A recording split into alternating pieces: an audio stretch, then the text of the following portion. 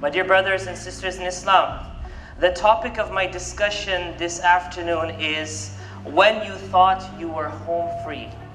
Let's put this in perspective with life.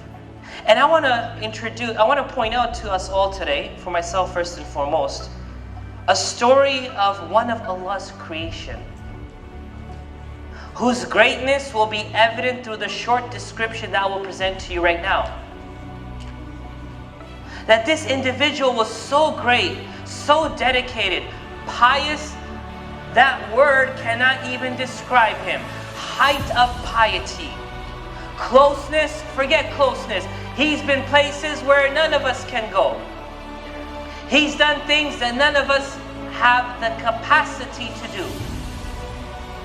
But he thought he was home free. According to Wahab rahimahullah, he says, now in order for me to explain him to you, I want to explain to you how he was created. Allah subhanahu wa ta'ala says in the Holy Quran, Min naris samoom. This flameless fire through which Allah subhanahu wa ta'ala created the jinn. The creation of the jinn was from Min naris samoom. When Allah subhanahu wa ta'ala created the first jinn, his name was Marriage. And then Allah created a second jinn which was to be his wife. Her name was Marijah. And they had a son which they named Jinn.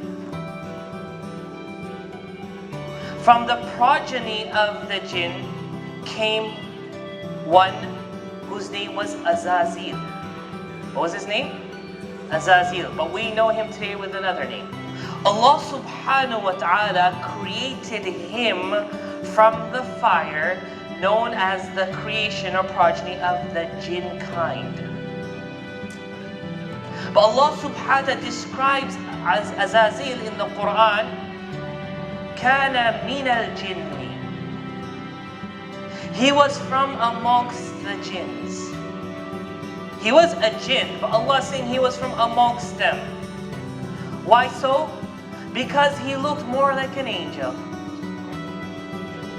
He was so intertwined with the angels, which are a creation made from nur, from light.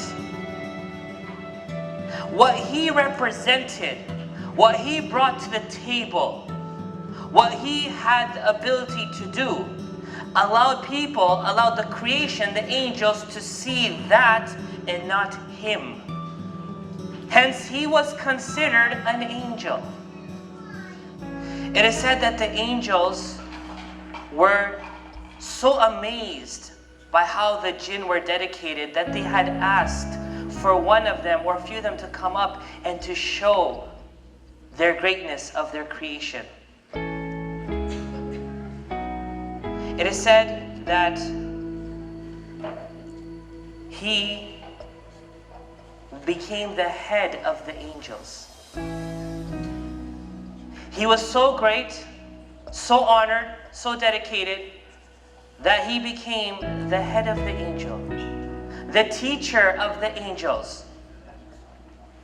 It is said for 70,000 years, according to Hassan Basri rahimahullah in a story that he represents to us, for 70,000 years he worshipped above the seven heavens.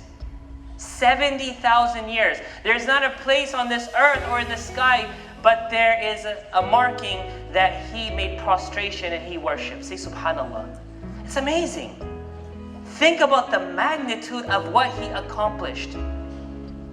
Being from a separate creation, assimilating with another creation, being honored and revered by them, being their teacher, guide and mentor, educator, professor, the greatest scholar on the face of this universe.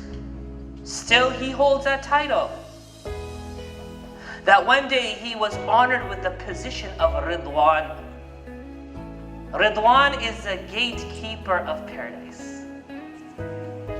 i.e., his nobility and piety allowed him to continuously raise his rank.